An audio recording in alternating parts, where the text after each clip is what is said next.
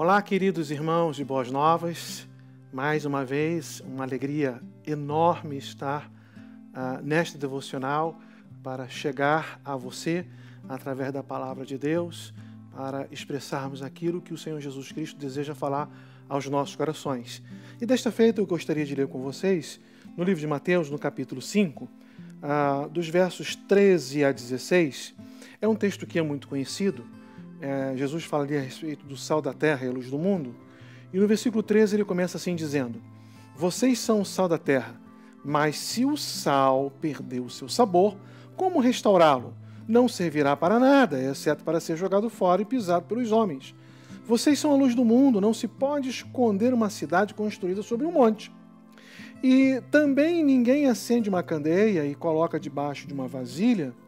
Ao contrário, coloca no lugar apropriado e assim ilumina a todos que estão na casa. Assim brilhe a luz de vocês diante dos homens, para que vejam as suas boas obras e glorifiquem ao Pai de vocês que está nos céus. O capítulo 5, como nós conhecemos, na verdade do capítulo 5 ao capítulo 7, é o momento que Jesus está ali no Sermão do Monte, né? Nós conhecemos muito como a passagem das boas aventuranças e achamos que o Sermão do Monte se resume nas boas aventuranças. Não. Do capítulo 5 até o capítulo 7, Jesus está ali trazendo os seus ensinamentos do Sermão do Monte. E esta passagem aqui que eu acabo de ler para vocês, do versos 13 até o verso 16, ela faz parte desse Sermão do Monte. Jesus está comparando os seus discípulos, os seus seguidores, e hoje, né, século XXI, a igreja dele, né, como o sal e como a luz. E quando Jesus ele faz essa associação, logo nos vem à mente algumas ilustrações de comparação, né? Por exemplo, o sal da terra, Jesus estava abordando, pelo menos, acredito, né? Pelo menos 3 aspectos aqui. Uma era a pureza. Nós sabemos que quando o sal ele é todo trabalhadinho, todo preparado, ele é uma cor assim muito, muito branquinha, né? Então é até uma associação um tanto quanto óbvia a respeito da sua pureza, né? E quando eu olho para a palavra candidato, né, eu quero fazer aqui um desvio, uma digressão aqui da minha palavra com vocês do texto, mas a palavra candidato ela tem muito a ver com a ideia de pureza, porque a palavra candidato ela vem da palavra cândido, da palavra puro, né? E hoje precisávamos de muitos candidatos com esta qualidade, né? Com esta virtude. Mas Jesus está dizendo aqui que os cristãos eles precisam ser puros, branquinhos, como o sal o é. Então ele está dizendo, olha, vocês são o sal da terra. Igreja Boas Novas, nós somos este sal em que as pessoas olham para nós e elas começam a observar Jesus Cristo na sua pureza de ser, na sua inteireza, né, na sua sinceridade. Assim precisamos agir. Mas a segunda associação que eu vejo aqui, quando Jesus compara a igreja dele, os crentes, seus discípulos, com o sal, é a ideia de preservação. Nós sabemos que até hoje o sal, claro, naquela ocasião não tinha geladeira, não tinha nada que refrigerava ou congelava, que ajuda muito na conservação, muito mais fácil. Então a conservação se fazia através do sal. Ele faz com que a carne não entre no estágio de putrefação. E nós sabemos que essa ideia tem muito a ver, em termos comparativos, com o pecado. O sal, o crente precisa ser um sal do mundo no sentido de ser preservado, né, puro e preservado, com relação ao pecado também. Como está a sua vida, meu querido irmão? Nesse período de pandemia, nesse período de isolamento, como que está, como que vão as suas emoções, como que vai a sua santidade, como que está a sua espiritualidade, como que está a sua conexão com o Senhor, como que está a sua intimidade com o Senhor. Vocês têm procurado se preservar como o sal preserva a sua propriedade, e nós precisamos preservar a nossa propriedade como cristão, e assim o temos feito? O Senhor Jesus Cristo está nos trazendo esta reflexão. E em terceiro lugar, e também muito óbvio, né, é a ideia do gosto. Né? Nós precisamos ser sal porque precisamos salgar, precisamos dar gosto, precisamos temperar. Isso é muito forte para nós. Se a gente faz aquela comida que nós chamamos comumente de comida de hospital, é uma comida insossa, é uma comida sem sal, é uma comida sem graça, né? Então a gente não gosta muito.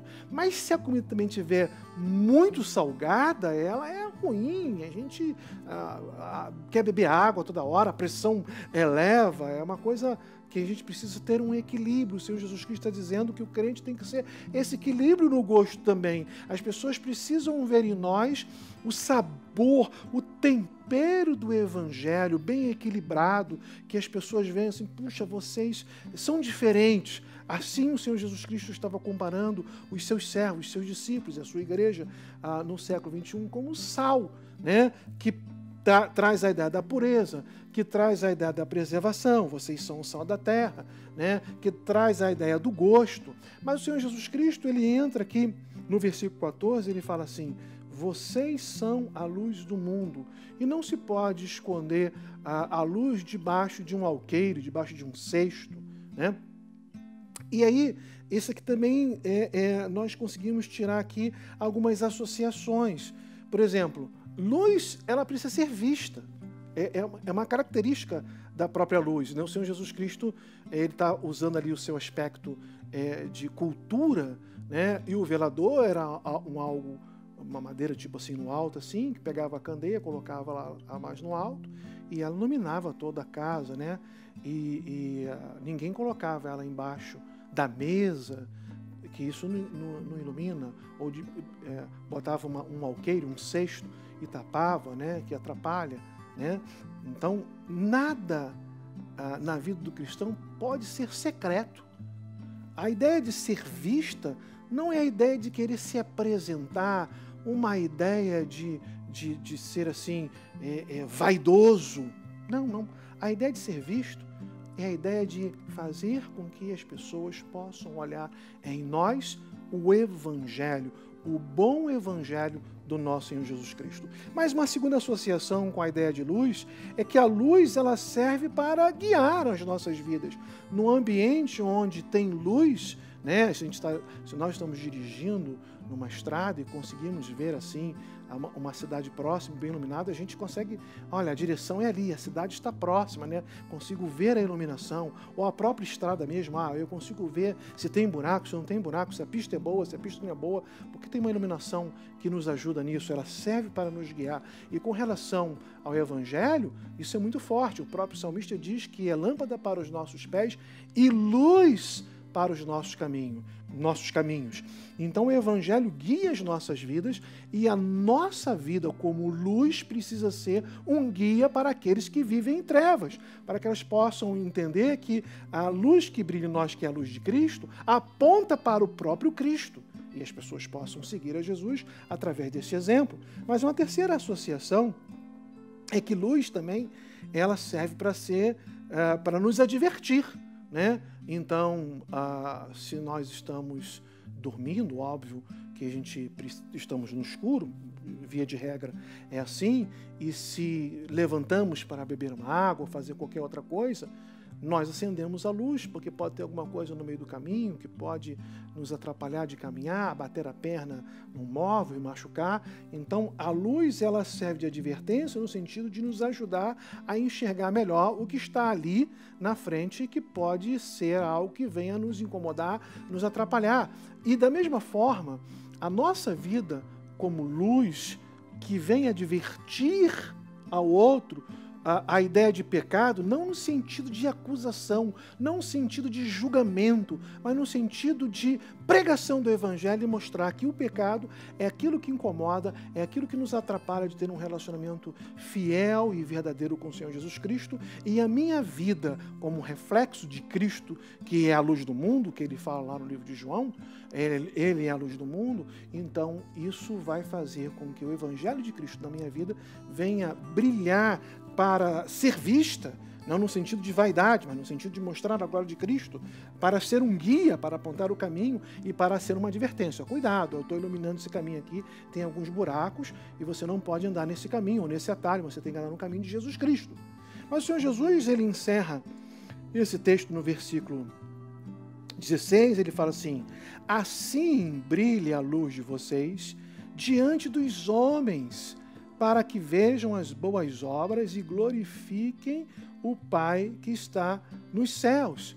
Quando Jesus fala aqui, vejam as suas boas obras, essa expressão lá no grego, ou mesmo a palavra boa lá, ela não é só no sentido de ser bom, mas que ela precisa ser também atrativa. As nossas boas obras, elas precisam atrair as pessoas. Mas a segunda ideia que o Senhor Jesus Cristo está deixando, e de uma forma muito clara nesse texto, é que a atração que as boas obras, não para a salvação, mas é porque eu sou salvo, mas é que eu preciso manifestar como luz do mundo e sal da terra, é uma atração na direção de Deus e não na minha direção. Porque ele encerra exatamente assim: e glorifiquem ao Pai de vocês. Glorifiquem ao Pai, e não a vocês. E não a mim. Não venha glorificar a mim, mas venha glorificar ao Pai. A atração que a luz do mundo e o sal da terra na minha vida, que serão observados por aquelas pessoas que eu quero fazer com que elas se rendam a Jesus Cristo, é para que o nome de Deus seja glorificado, sempre pensando na pessoa do nosso Deus. Portanto, meu querido irmão, que possamos refletir nesta devocional desta semana a respeito de ser sal da terra e luz do mundo. Que Deus o abençoe, que Deus o proteja, que Deus guarde a vida de vocês. Um grande abraço, fique com Ele.